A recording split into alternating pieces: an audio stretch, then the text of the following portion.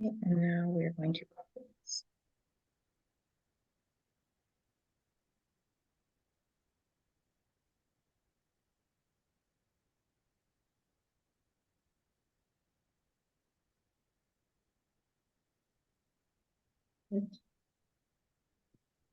One second. Record. Okay, and I just have to share this.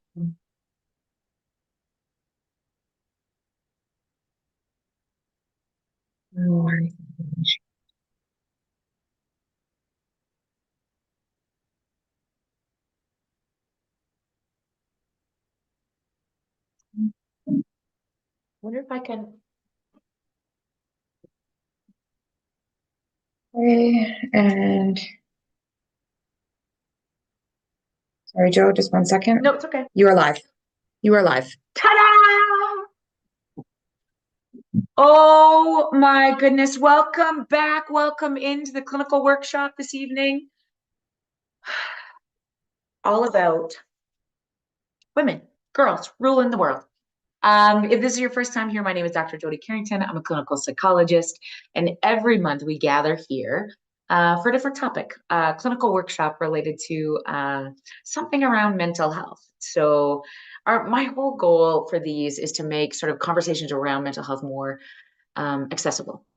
And so this month, because it is International Women's Month recognition, the day is March 8th officially, but this is to bring awareness to some conversations around gender inequity that continue to exist and just what it takes in this world of significant media inundation to keep our girls, women, those who identify as women, and I guess all people sort of understanding why it is time to have some serious conversations about that again. So, a couple of things before we get started. You will see that there is a chat on this. If you're watching this live, if you're not, if you're watching it, you can see the chat, I think. But if you're watching it live, put your questions in there. I've got some phenomenal questions that people have sent in ahead of time, which I'm we'll dive into after this hour. Um, like such good ones. Like, what would you say to a mother who was not raised to believe in her own value as a girl? Uh, if girls run the world, what do we do with power hungry boys, men? Um, and a great question around how much do we intervene in our daughters and our sons' lives for that matter as we navigate this new world that we don't have a script for and neither do they, right? Which is sort of the history of the world. But, particularly it feels super important, I think, when the risks have seemed never so high in this process. So if you have any questions, you pop them in the chat. Des and Marty and I are in two different places tonight. But I have my phone in case they are sending things. Oh, you got to refresh your screen. Good. You got it? Okay, cool. Because there was apparently a Christmas tree there.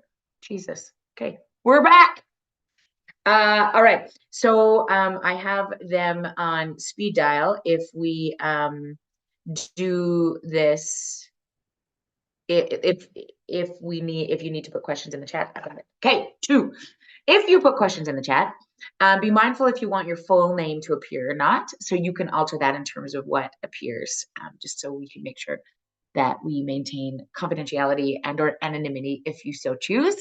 And then the other thing is that every time that I get to I get the privilege of speaking on a platform, I always like to remember for me where I came from. And so everything that I am speaking about tonight, I learned, and I'm coming to you from Treaty 7 land, which is the home of the Blackfoot Confederacy, which is made up of the Siksika, the Kainai, the Piikani, the Tsuut'ina First Nation, the Stoney Nakoda First Nation, and the Métis Nation, Region 3.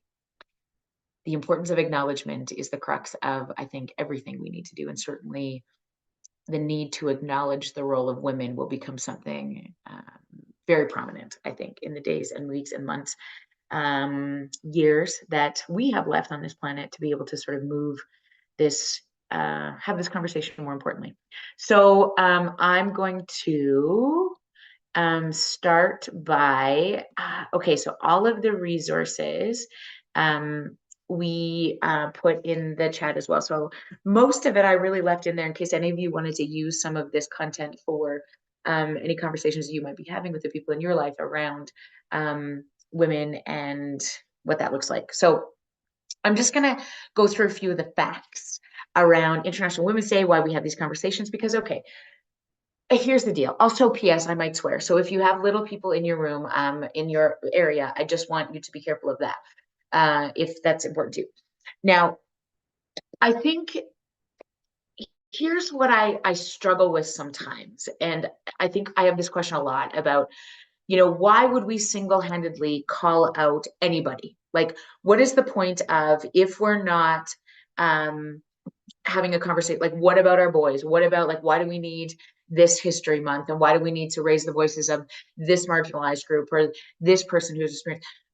And I think what's really interesting about this process is that there has never been an intention to discredit or discard other groups as a result of, like, so we're not which is really the dichotomy that has long been gender, men, women, despite the fact that it is a spectrum.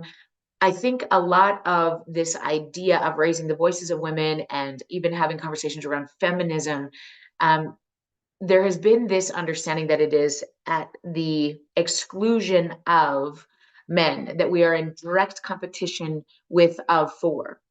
And I think that I want to be so clear about this. And I say this all the time as a mom of, two boys and a daughter. This isn't about penises and vaginas for me.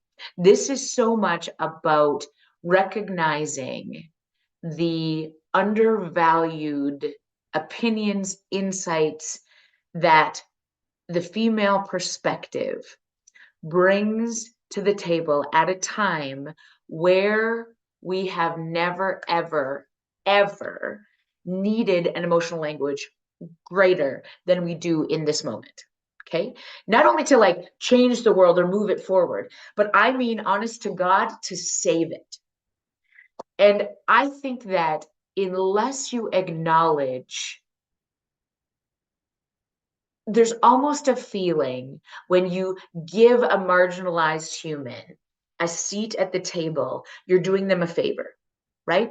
We need to make things equal, or we've overlooked this part of the population for such a long period of time. So here you go. I think that I really want to take the perspective, particularly this month, because as you'll see, International Women's Month has a theme, and this year's theme is really phenomenal. We're going to talk about it in a second.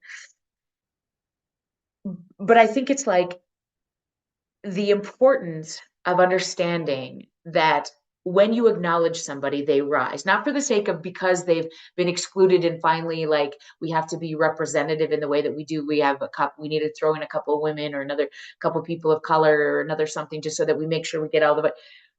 What women offer has statistically and repeatedly shown to exponentially increase the potential for growth, for increased revenue, for increased productivity in organizations, in systems, in including people.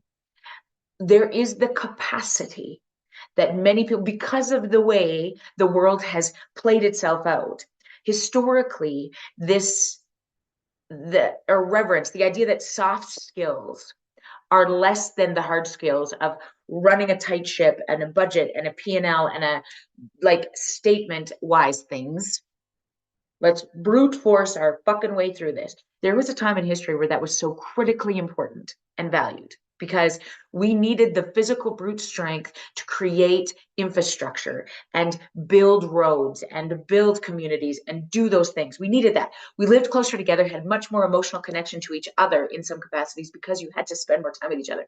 Now, in one generation, we have become so lonely, so disconnected. We spend far less time with our children than any other experience in history.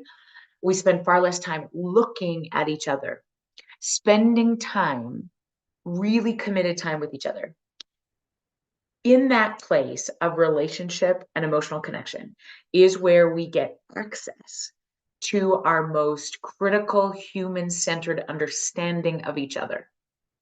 And here's what we will not automate in all the AI and this infrastructure and the changing and the let's quickly do these things in the world.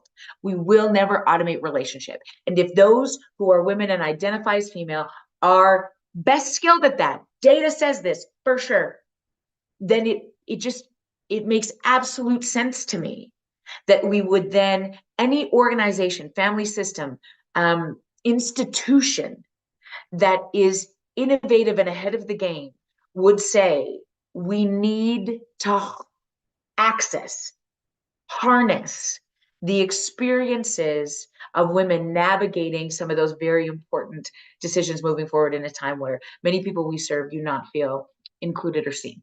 Okay.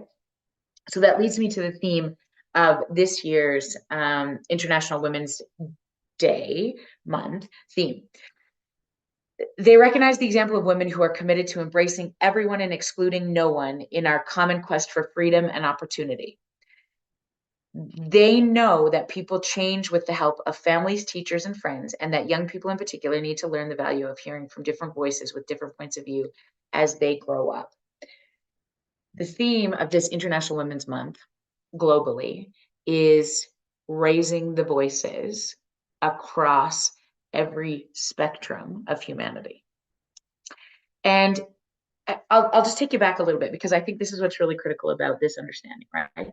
Is that we worry a lot about the sexualization of girls. We worry a lot about the accessibility that trafficking, female trafficking in particular, but human trafficking has to become such a rampant underground experience because of the access to humans that we've never seen before, right?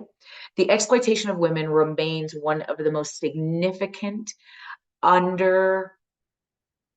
was going to say underrated, but I think there's a significant lack of conversation around just what the debilitating factors of continuing to sexualize women takes away from what women can contribute and need to contribute at this point in history.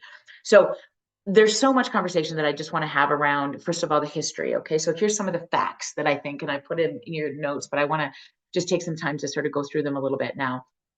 So International Women's Day is March 8th. And I got to tell you, this year on March 8th, I'm going to be with my mom and my sisters, my sister-in-law, and my nieces in the same room. And I'm so excited about it because on this day, so March 8th, the people around the world will celebrate the social, economic, cultural, and political achievements of women.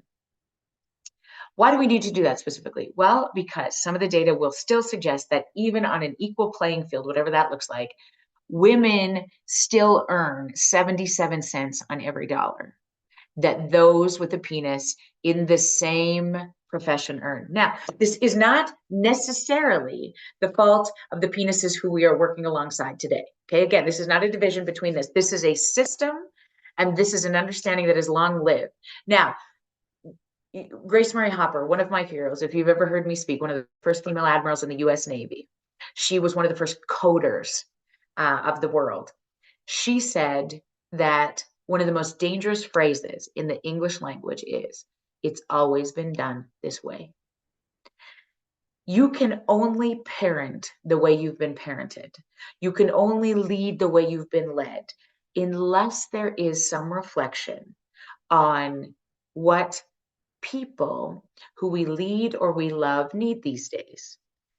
If we don't reflect on that just a little bit every now and again, we do what we know to be true.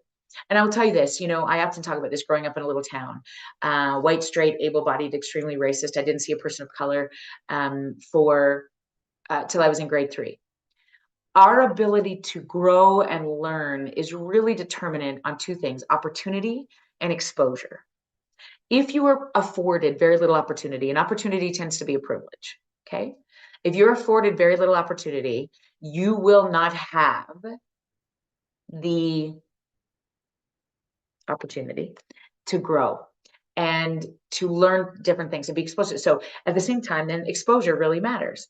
If we want to then question the way that maybe our parents have done it, or, when we surround ourselves with people who don't look like us or sound like us or come from different places. See, we then expand the way that we think about things. Now we tend to become very insular in the way that we want to believe about things. And, despite the fact that we have access to so much media, social media isn't social.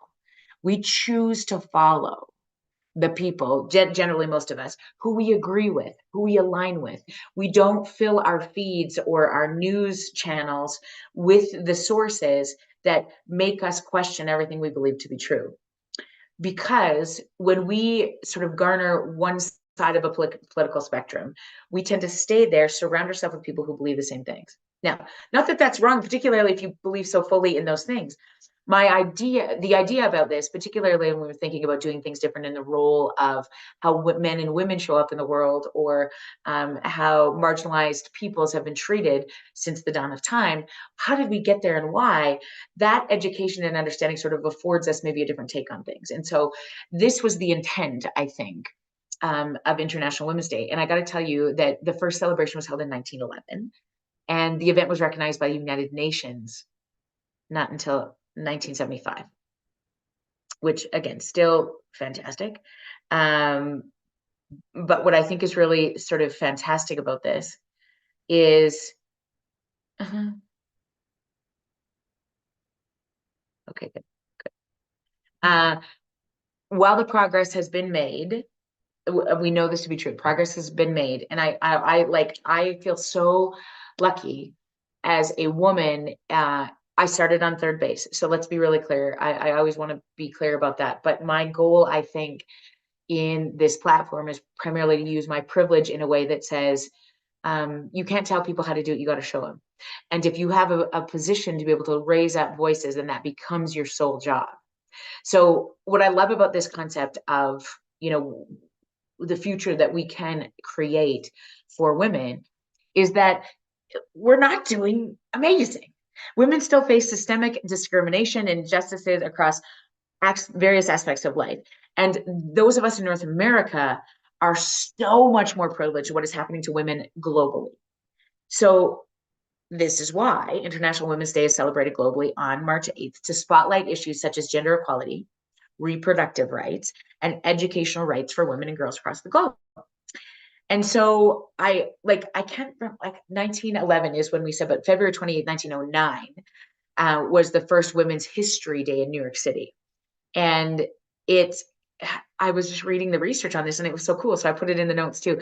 It commemorated the 1-year anniversary of the garment worker strike when 15,000 women marched together through Lower Manhattan in 1909.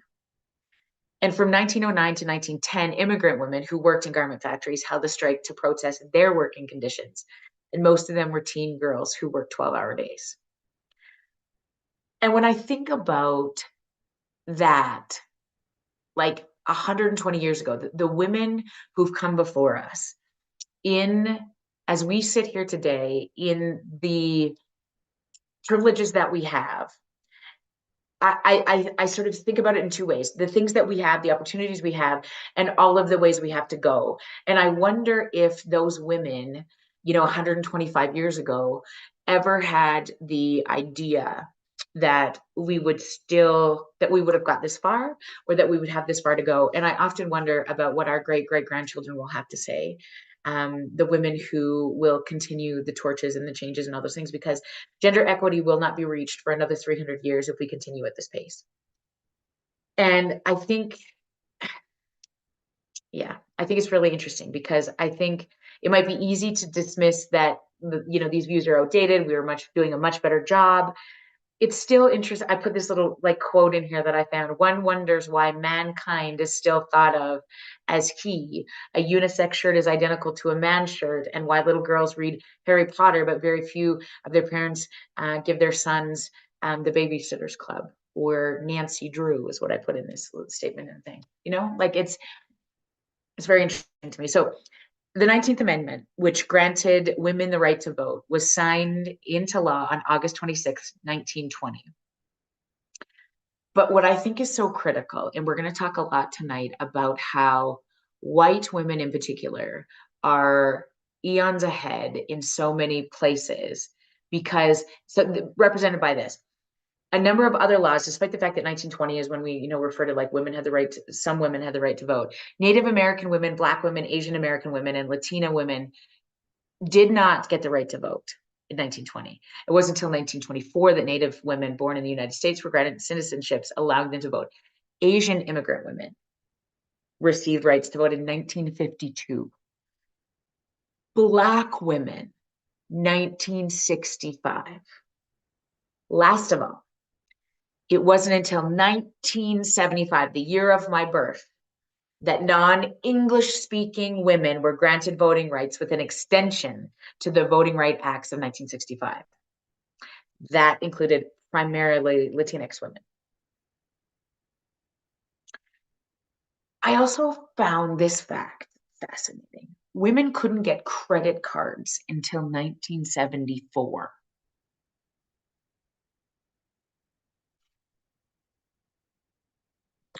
Okay.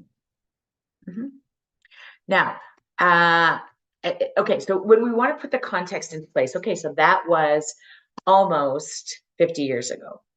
Fine, I get it. Are we not farther away ahead? What's happening? So we can say in a certain way that the tides are shifting.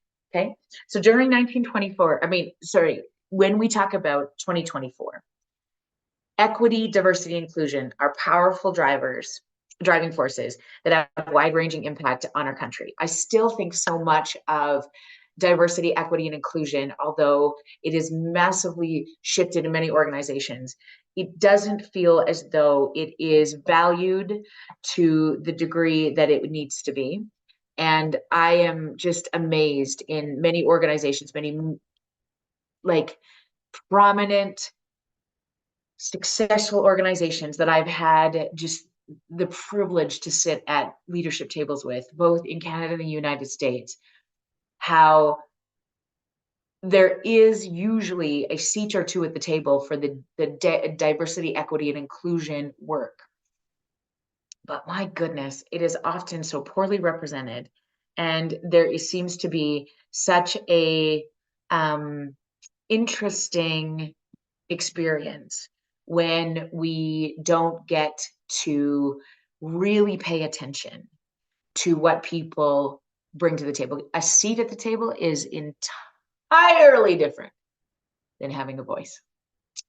So I think that what is so critical. So as members of family, civic, and community groups, businesses, and legislative bodies, women are in the forefront of reevaluating the status quo. And here's what I love about that statement. Again, I'll remind you of Grace Murray Hopper's words. The most dangerous phrase in the English language is it's always been done this way. I think it's time to look at what harmful social policies and behaviors exist and often subtly determine our future.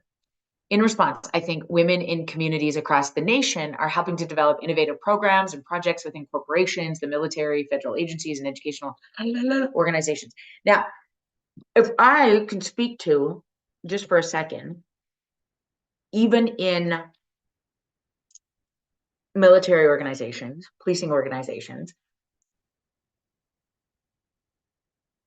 particularly policing and many other first responder world, firefighter, paramedicine period, I think that the need for an emotional language when serving the most dysregulated people has never been more important. And we are so remarkably outdated in our policy. Because I think if we look at what's happening, even in this last sort of 10 years, women are outnumbering men in the achievement of post-secondary degrees. And then according to a 2021 data from the Education Data Initiative, 59% of women continued their education after high school compared to only 50% of men. Now, I want to be very clear that post-secondary education does not determine your contribution to the world. Full stop. But it's fascinating to me that more and more opportunities are being afforded. Well, how is that going to play out? Despite the growing number of women getting degrees, the gender pay gap has narrowed by less than 0.5% since the Equal Pay Act was signed in 1963. There are various responses to this because the numbers are as high as 77 cents on every dollar. But I think if we take specifically the North American data, women earned 82% of what men earn, which is even a 2% decline from 2020. And that was the Pew Research Center analysis on both full and part-time workers. Okay. Now, I also want to tell you this, which I think is fascinating to me. White women are paid 82 cents. Okay, 82 cents, just what we talked about, 82% of what men earn for every dollar a man makes, 82 cents. That gap widens even more for women of color. So this is just what we do. I rarely see this breakdown happening. According to the 2022 research, Black women earn 70 cents for every dollar. Latina women earn 65 cents on every dollar. That the same job done by a man. Asian women are paid the closest to men in some categories, earning 93 cents to every man's dollar. Here's the other thing that I think we don't talk about when we just talk about numbers. Marginalized women, women of color, also experience less psychological safety. Asian women and Black women are less likely to have strong allies on their teams.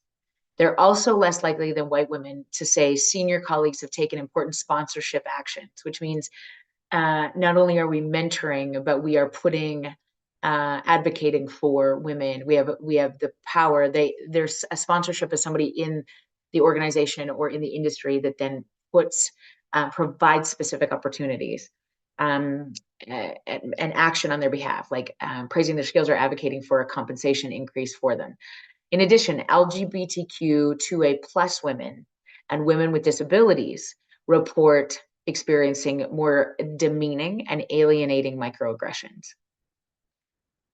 I think that, okay, so compared with women overall, they're more likely to have colleagues comment on their appearance or tell them that they look mad or should smile more. So I think what's fascinating in this world of microaggressions, and I think, it's so easy. And I will tell you, if I think about my experience in building a company, sitting at the table with executives, becoming a primary bread earner in my family system, the underestimation that happens of my ability in those rooms is striking. And I think then if we consider the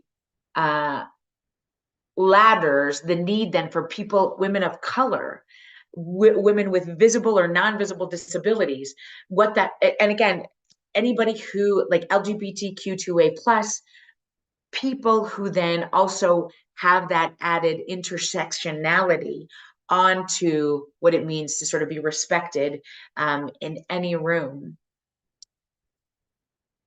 makes me understand completely why International Women's Month, but certainly International Women's Day, is so critically important to raise the conversation.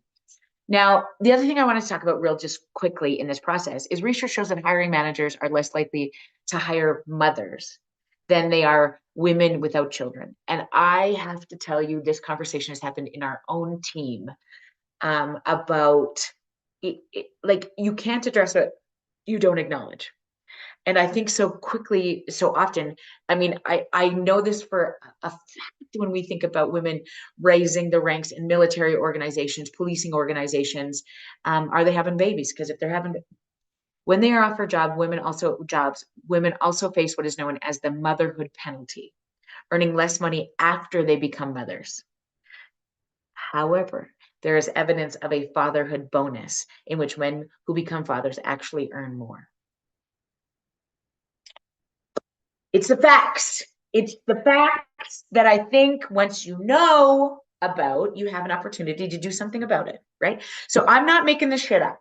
All of the data that we talked about today, I put in your documents so you have access to this. This is only to be clear about the necessity to have a conversation around this and shine some light on it specifically, especially one time a year. Okay? So I think here's the shift. Here's why the shift to women's empowerment, why we have to start thinking about the messages that we provide to our girls, the questions that we have in our classrooms, in our hockey dressing rooms, in our soccer pitches about leadership and women and being able to just be in positions where you can lead like a girl and what that means. I'm going to show you this video real quick. If you've seen me speak, at all, I want to show you this again because the stereotypes in which we are up against is pretty significant because we are doing our ever best to, I think, get into a place where we can more carefully, I'm going to do this, watch the way that we speak and watch the way that we sort of bring up conversations with our girls and our sons when speaking about the role of women. This video is now old. 2018 is when it was created. And I love it so much because it depicts so clearly our understandings of what it means when we say things like a girl.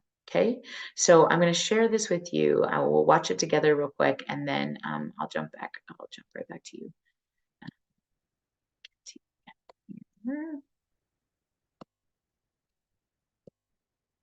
So smooth.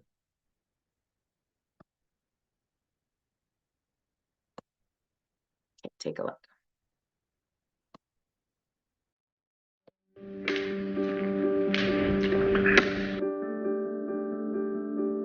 Hi, Erin. My name is Dakota, and I'm 10 years old. Show me what it looks like to run like a girl. Throw like a girl. Fight like a girl. What does it mean to you when I say run like a girl? It means run fast as you can. So do you think... So when they're in that vulnerable time between 10 and 12, how do you think it affects them when somebody uses like a girl as an insult? I love that. So if you Google always like a girl, you can share that with your sons and with the men in your life and with your daughters and the women in your life.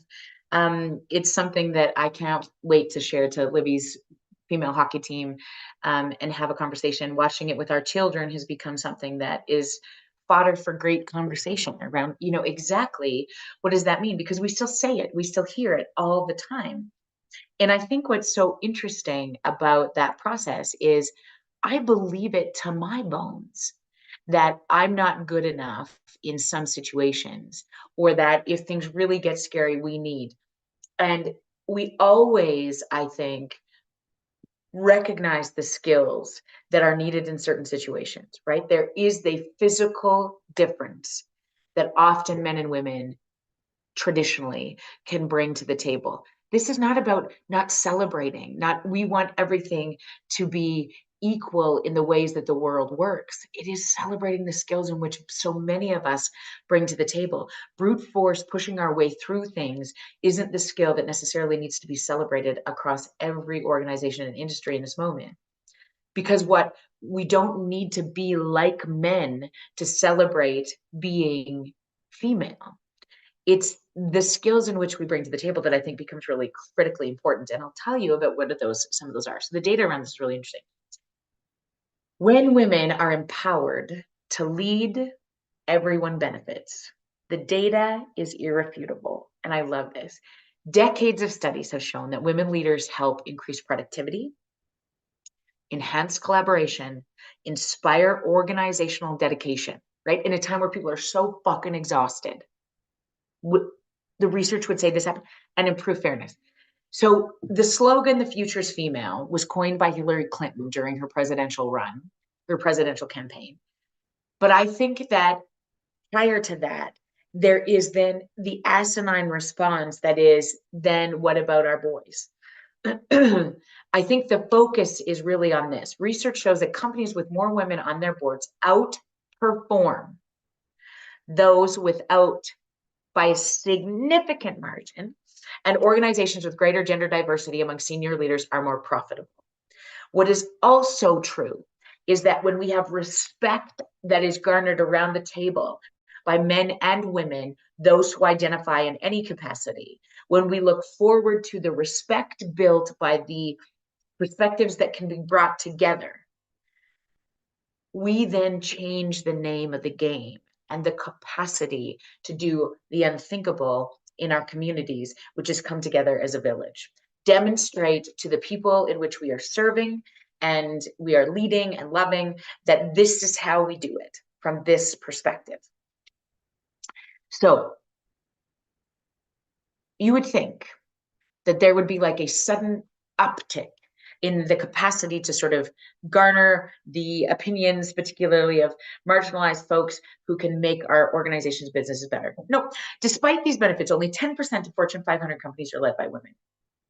How can businesses create? Now, I want to show you just a couple of other statistics that I think are really fascinating, okay?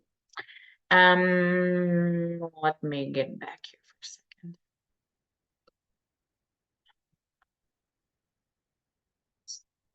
That guy.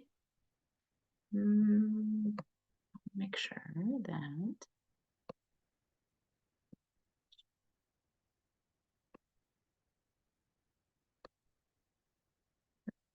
okay. So I want to show you this, some of the data that I think is really interesting around this. Okay, so women comprise 70% of the global health workforce. So when we start to talk about the capacity for doing healthcare work, human-centered work, women comprise 70% of the global health workforce, but hold only 25% of senior positions. Okay, so the inequities still in this day of what's happening in this regard is really fascinating to me. Only 31% of global health organizations are headed by women, even less are board chairs. And what happens when we're starting to make significant conversations about, human-centered care, offering care for employees, really taking a look at our human resources, perspectives and policies, procedures, when somebody medicals out of a profession, for example, in the Royal Canadian Mounted Police, what is the experience of walking that person out of that organization? Historically, when we understand in the education sector, when that has to happen at any level, how it happens matter more than if it does, okay? We know that, again, many people are skilled at this, but historically speaking, when you have an emotional language, you are better equipped at that. Just playing the numbers, if we want to get back to the numbers on a spreadsheet, we know in this moment, in this day, females far outweigh the capacity, those who identify as women, far outweigh the capacity to have an emotional language when we are coming to the table navigating experiences like that, okay? If we continue at this rate, it will take more than an estimated 200, and some would even say 300 years to reach gender parity in the workplace. Okay, so we will not see this in our lifetime, which for me in some ways takes the pressure off, because I'm always in favor of the underdog. I always think like, oh yeah, fucking watch me then. And having those conversations, even these conversations with my own personal husband about role clarity, women, men, his expectations of what that looks like to show up in a household. If you followed me for any time, I can't fucking cook to save my life. I came from the most phenomenal mother who was the most talented on the planet. Aaron's mother, the most phenomenal domestic goddess on the planet. I do not hold those skills. Not because I wasn't shown how to do them. I don't fucking like them. Okay? What I much prefer to be doing is this. Now, the expectation, however, of the world, of our own selves, tends to be a lot of the problem, because stereotypes, discrimination, power, and imbalanced privilege are drivers of gender leadership gaps. But what I want to show you is this. Oh, just a second. Just Okay, we're still there. When we talk about confidence, the capacity to sort of step into places, only 2% of women would describe themselves as beautiful. Now, why is this important? Why are we talking all of a sudden about beauty? There is still a significantly high emphasis across all of our significant access to social media around our physical appearance and what that says about us and our capacity to bring an opinion to the world. When you are acknowledged, when you are confident in your capacity, you will rise. If only 2% of all of us would describe ourselves as beautiful, either inside or out at any given moment, that significant oppression that has increased significantly since the introduction of social media, which I'm the first generation of humans that have had access to social media, I think that's a conversation that we need to continue to have. Okay, so this is why, and I'll tell you this real quick, next month I'm talking about eating disorders. That's going to be the clinical conversation next month, because I think they have increased exponentially in the world of young women. And so I'm going to talk a little bit about that and why and how we do about it. But I think the statistic is so fascinating to me. Only 2% of women would describe themselves as beautiful. And I'm like, how many of us, the hardest thing we will ever do is look into the eyes of the people we love. I got to just stop sharing for a minute because I got to look at you very clearly when I say this. Back up. The hardest thing we will ever do is look into the eyes of the people we love. Okay. Humans in this human race were made by 2 rules. Number 1, we are neurobiologically wired for connection. You disconnect from infants, you die. The second rule of a human race that whoever created us created said, I'm also going to make it very difficult for you to look at each other. Do you know who it's very hard to look at? Yourself. When I think about my group of very educated, brilliant, gorgeous friends who I surround myself with very deliberately, I can't tell you how often they and me struggle when we see a photograph of ourselves. Ooh, don't take that one. Ooh, don't do that one. And tell me the last time you ever looked in a mirror and did this. You are beautiful. Do you know how many people love you? Do you know how important you are in the world today? Not saying that to anybody else other than your own reflection in the mirror. Now, people are like, that's fucking weird. No, it's not. If you can't have that conversation with yourself, okay, which it's amazing to me.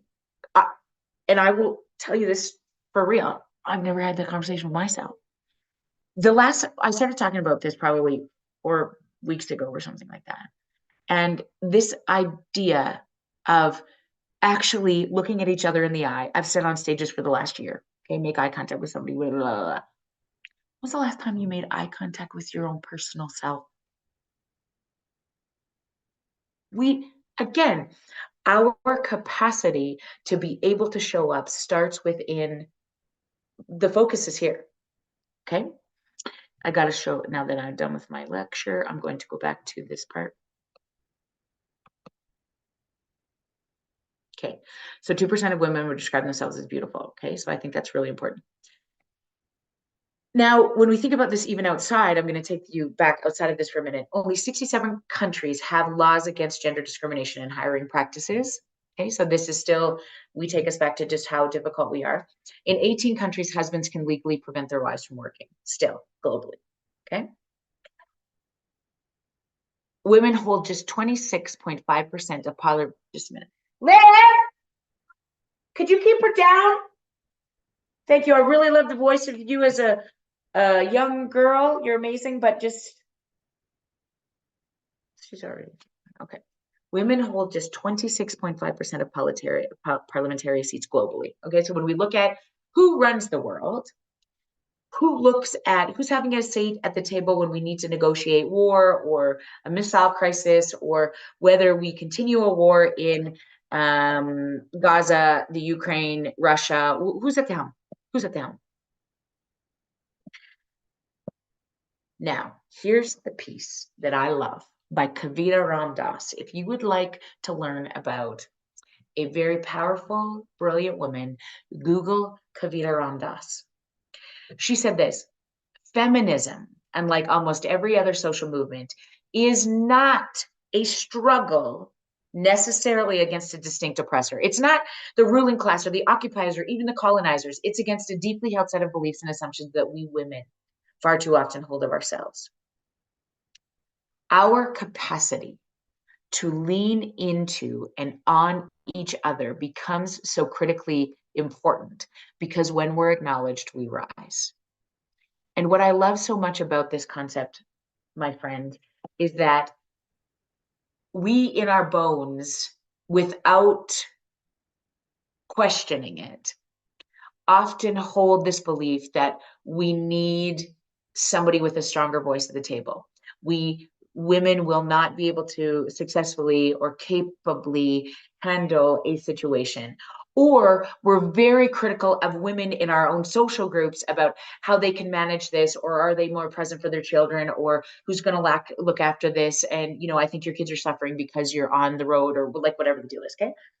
I think I have to examine my own very deeply held biases in this regard, because you can't address what you don't acknowledge. And when we really judge other people, whether we are doing this, other women, competently, is that a word? Consciously or not, really depends on things, okay? Now, I think that one of the things that I've been referring to all evening is this concept of emotional language.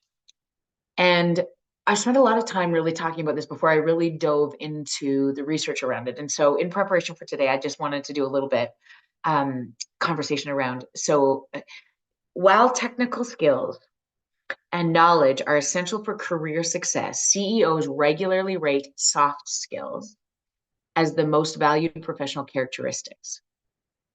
Now, even by nature of, you know, how we've considered them soft skills, and there's a big backstory to how this work of emotional connection came termed a soft skill. And I don't have that research right now. I remember reading it somewhere.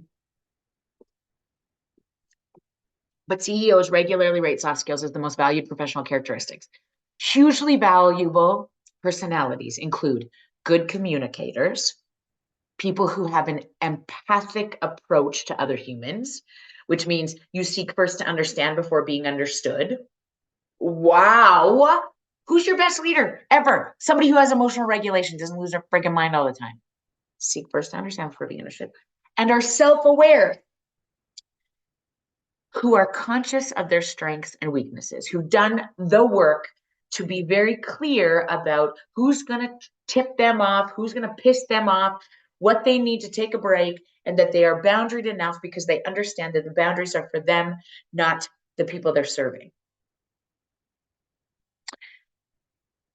Research linking character strength with business performance says that CEOs who score highly for traits like compassion and integrity can earn almost 10%, a 10% return on assets over 2 years. 10% return. That is better than any investment that can legally be made on the planet. Soft skilled and emotional intelligence may be a competitive advantage for women in business. White, let's rewrite that sentence. Soft skills and emotional intelligence are a competitive advantage for women in business. Can you imagine if we believe that to be true? Can you imagine if we believed that fact to be true? There's an international consulting firm called the Hay Group. And in 2016, which is already getting old, women surpassed males in 11 of 12 major emotional intelligence characteristics, like things like self-awareness, empathy, conflict management, flexibility, and teamwork, all skills essential to becoming a good leader. So what are the next steps? Because we have 8 minutes before we get into questions. What are the next steps for the next generation of our sisters and our daughters? I linked a TED Talk that is also getting old by Chin in 2016 that's in here that I want you to look at. Getting a seat at the table is not enough. It's time for women and diverse leaders to be at the head of the table in leadership roles if we're going to have a future moving forward together. Okay? Because if we continue to do things the way they've always been done, we will stay exactly where we've always been. 2, giving women key experiences early in their careers helps them give them the runway to be able to develop themselves and excel and go as far as their skills and abilities and motivation will take them. You can't tell them, you have to show them. I credit my experience with the Royal Canadian Mounted Police as an undergrad psychologist, not a psychologist, a person doing an undergrad psychology degree.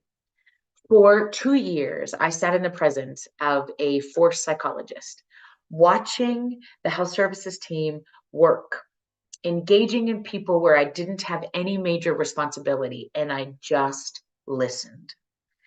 The ability to put women, take your kid to work day, offer the support of, bringing those of you in positions of being successful, whatever that looks like for you, talking to the women in your community around that, the young girls, inviting them to help you assist and coach, inviting them to come into your workplace, watch you do whatever skill it is that you do, is so critically important. Key experiences early in careers, early in education, believing that you can have the capacity to do those things. Exposure and opportunity are the 2 major keys that I want us to think about for women. Now, Adam Grant's recent book really is so powerful.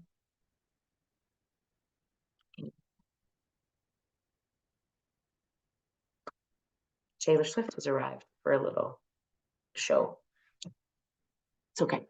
Now, here's the other thing that's important, and I think about this so often. Mentors matter.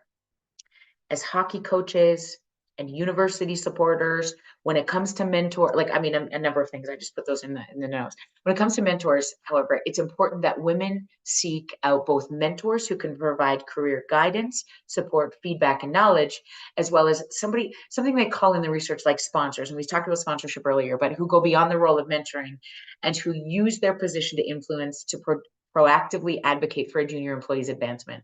So who you know matters. And this is unfortunate because it typically results in, the privileged do better. But I would really call to those of us who have positions of privilege to really think about providing opportunities to use positions of privilege, really seeing that as a responsibility to advocate for people who have not had the same opportunities, because it is very true that across every race, religion, gender, identity, group, whatever you want to call that, there are equal capacities to be amazing. What separates people is opportunity. And so people in one particular identified race have equally as smart of people, talented of people in whatever regard, but the opportunities afforded often dictate who becomes successful in every major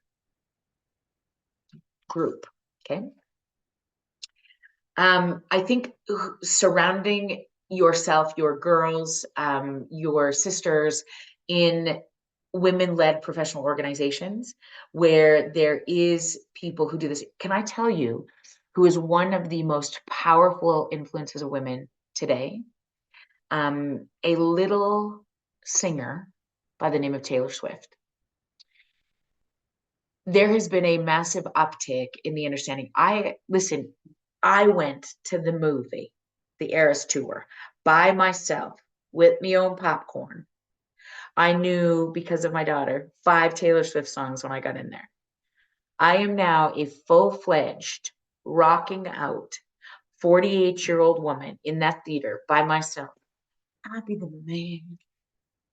Yeah, it's my theme song. I listen to this all the time because as one of the first female billionaires of the world, what is remarkable to me is the importance of how whoever becomes in even baby positions of power lead the way becomes critically important. Somebody has to do it. Why isn't it you or your daughter or your sister? The fifth thing I really wanted to talk about is the importance to focus on allyship. So women aren't the only ones who can boost the number of female leaders. There was a research by a guy named Mattingly that about male executives who are trained on how to be allies are far more likely to speak up about incidents of gender inequality than men who are not trained in this approach, according to this is already 2018. Being able to have conversations, I can't tell you how many times I've had conversations with my husband that are phenomenal to me. And I think the exposure in this place to the men in our lives become really significant. The conversations that I would have even with my brother today that I couldn't have had 15 years ago, watching his daughters teach him, watching my parents. Oh my God, we even had this conversation the other day about taking the names of, women taking the names of their husbands. Okay. So I never took my husband's last name. Not because I'm not proud of his family or what that like nothing to do with those things. I've been a Carrington my whole life, and that's where I got my degrees. And this is I love my name, so that's fine. People are often concerned about like whether you have a different last name of your child and all these kind of things, right? Like, and everybody has their own opinion. Like, I have no judgment in this space. But even speaking with my father the other day, we had this conversation about, like, oh, this person didn't take the last name. And, I don't know, Joe, like, do you think that would really cause a rift? And I said, Dad, do you know what my last name is? And he says Grant, which is Aaron's last name. And I said, no, well, it's not Dad. I'm Dr. Jody Carrington. Well, that's just for the books and stuff. Hey, that's how it is. And I think sometimes we're in this place of writing a script that there is no script for. And it should be messy and it should feel scary. And if you don't know the script, that's okay, because there isn't one. It is surrounding ourselves with people in places like just tonight where we can have these conversations, point ourselves to resources, think about the conversations and the people that, we have access to on podcasts or the books that we read or the things that we consider. So I think also, this word allyship is pretty powerful, should be examined through an intersectional lens as well. I added this part of her research where white women serving as allies for women of color, able-bodied allies for those with disabilities, or heterosexual allies for those in the LGBTQ plus 2A plus community, I think becomes so critically important. So critically important. And I think also like rewriting expectations. It's always been done this way, right? The 40-hour work week is asinine. We can be the forefront of creating the new normal around rest.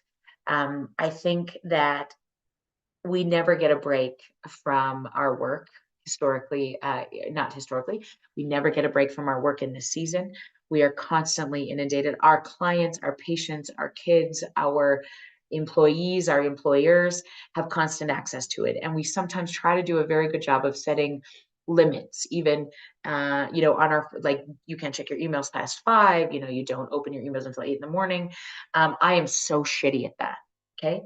I was telling somebody this the other day, the safest place, the place that I often feel most calm is on an airplane. Ridiculous. Why? Because nobody can get me. And, you can sign on and get Wi-Fi and all those things, but I try not to, because then there's no expectation of me. And if something horrible happens, I won't know it till I land. And there's nothing I could do about it anyway. So I think what's so interesting is normalizing rest. We were really raised in a generation where rest is synonymous with lazy. And I fight this all the day. Oh my gosh, I did 2 big talks today and I had 2 naps. It feels very bad to say that. Now, if we are going to position of privilege today, there's many days that I don't have the opportunity to have naps because there's many different things. Today, for the love of Jesus, I did. And I don't think we understand what our brains are trying to process in just the last 15 years, that we've never had this much access to data. There is no time to rest in the run of a day. If you charge your phone by your bed, you do this before you even pee.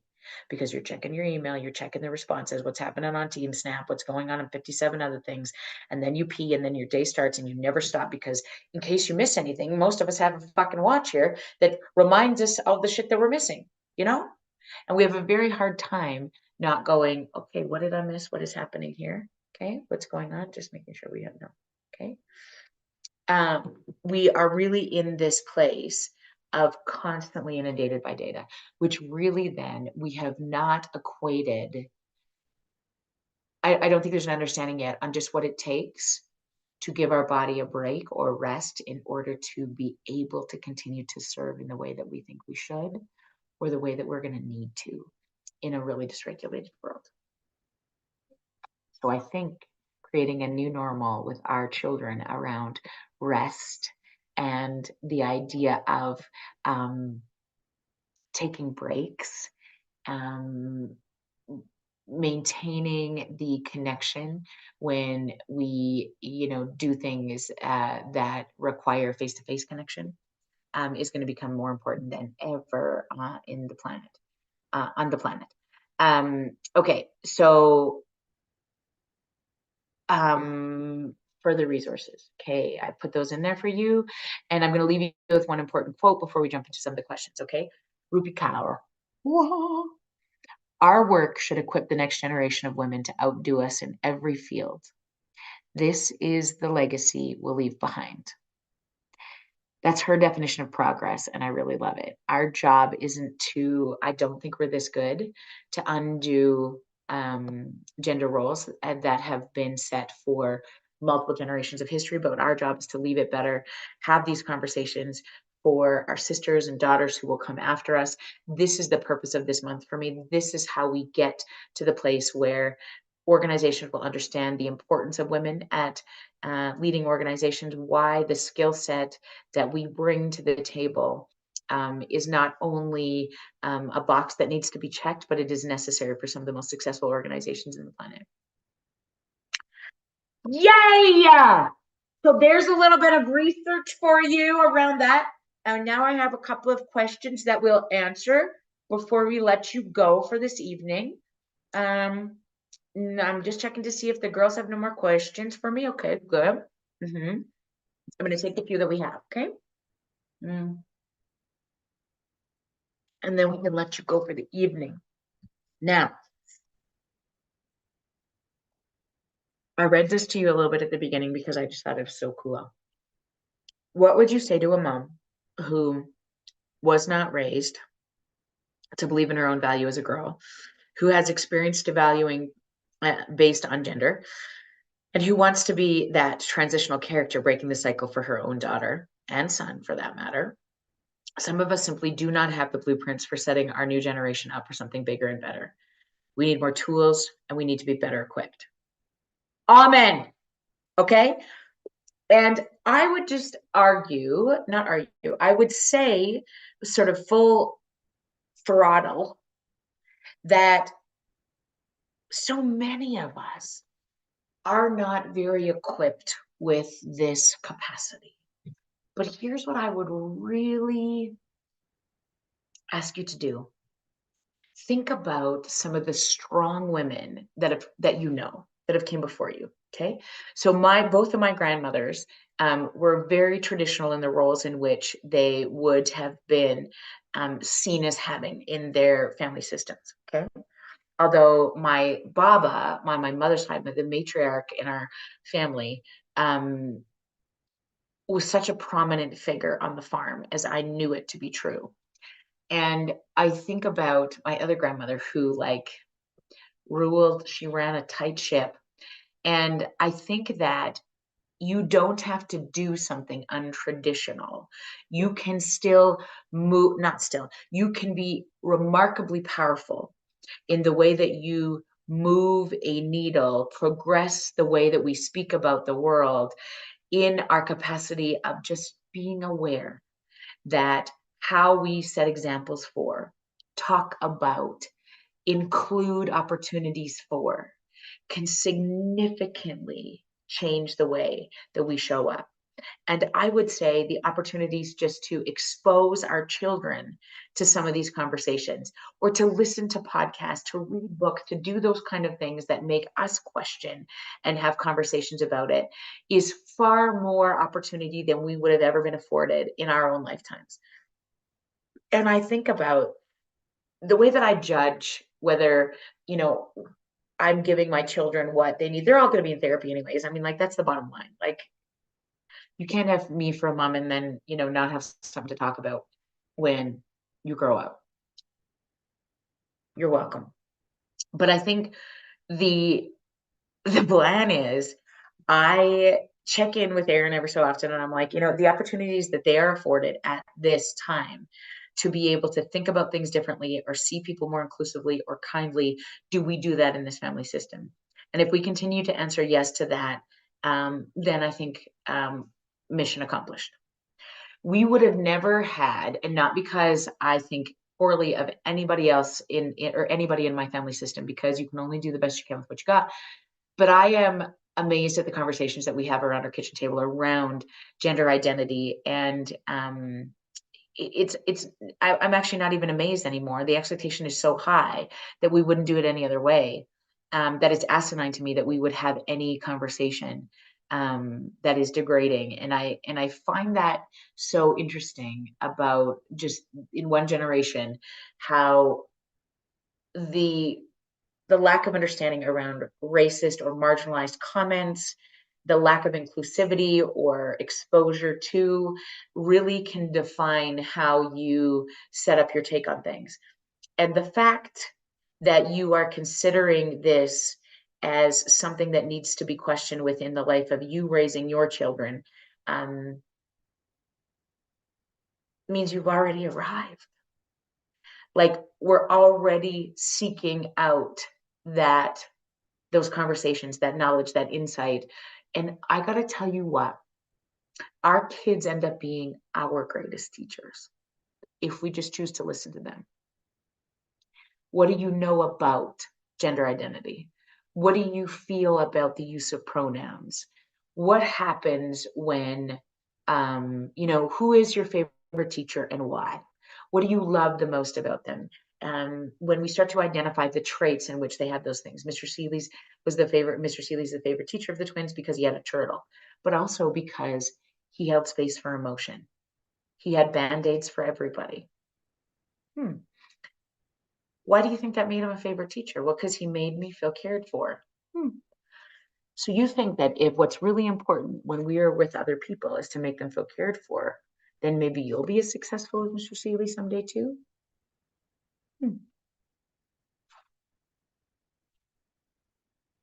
I think that it is so critical. Okay, so this is another question, because we're running out of time. If girls run the world, and we should, there would be less war, more conversation, and maybe a few other things.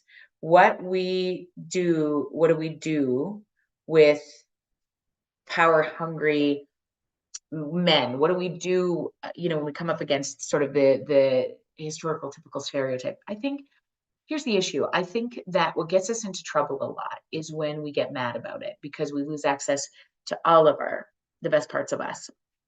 And, on my best days, if I can stay in this place of empathy, understanding that the role is to move the needle from a position of emotional regulation, not telling, but showing, finding that quiet and the confidence, the ability to challenge the ideals in a way that it gets heard, means it's often done whenever possible when we're following the lead of another, engaging then. Sometimes there's take charge moments. Fuck it, this is inappropriate and unacceptable, for sure. Whenever possible. This is the circle security stuff that I really love when we're talking about teaching children emotional language. Whenever possible, follow a lead. Whenever necessary, take charge. It is this idea that I often sort of feel this sense of, like, I don't even know if I should say this, but I'm going to say it anyway, maniacal manipulation. I also feel like sometimes it's like, I know so clearly when I am emotionally regulated, I have access to this beautiful arsenal of skills that can navigate even the most emotionally dysregulation, most emotional, and it's disarming and it's powerful. When you recognize that that is your greatest skill, we all have it too, PS, by the way, we often lose access to it when we feel demeaned or inappropriately challenged or questioned, when our character is, when we're just taking for our physical appearance, when it's like, oh, look at you. That can derail even the most powerfully innovative, creative speech on the planet. And I think it's just reflecting on those things and knowing that when we have access to get back to the best parts of ourselves, then that's where we have the capacity for good, the capacity to move needles like never seen before in the history of the world. I love this already. Don't we already rule the world? How do we get out from behind every good man? Beautiful question. I think so much of this is there is still the necessity and the beauty in partnership. There still is the capacity of really understanding that our job, I speak about this in the world of agriculture so often these days, that our job as, being able to bring the skills of regulation, connection, communication, all of those things that are going to be so critically, highly sought after in this very disconnected world in the coming generation, modeling that for our children, having that be respected in family systems, having conversations with our partners around speaking to our children about the importance of this role of, this skill, or watch how mom did this, or this becomes really critically important. You got to show them how to do it. That's the key. Okay, I think that's it for questions tonight, my little friends. And I just wanted to see if Marty or Des, if there are no more questions for tonight. That was lovely. I appreciated every second of it. And you have all the resources that you need in that I attached in the thing. And if you have anything that you want me to follow up with, I would love to do that. You can absolutely, there's a survey that comes out, I think tomorrow, that can give us all the kind of feedback and the things that you want to see more of. And then next month, the date is already set. Let me just take a look for that. The date for that is already set, which is cancel.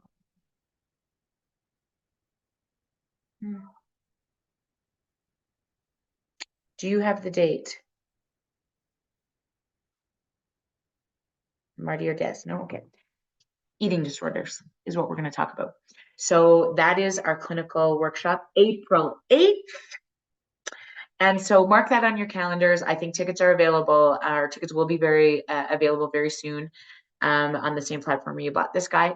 And we're going to do our ever best to dive into the clinical research around eating disorder, what disordered eating is like, and why we have many of us have such a fucked up relationship with our bodies.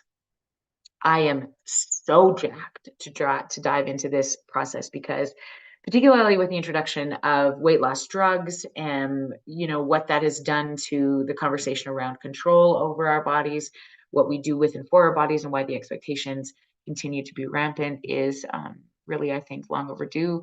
And I'm excited to jump into that. So if you're free on April 8th, add that to your calendar, and we'll jump in there. Otherwise, take care of yourselves, take care of each other. Thank you so much for showing up with me tonight. It is always just such an honor and a privilege to be able to share some of the things that I think about. And I hope they help a little bit too. Okay, we will see you soon. Good night, everybody.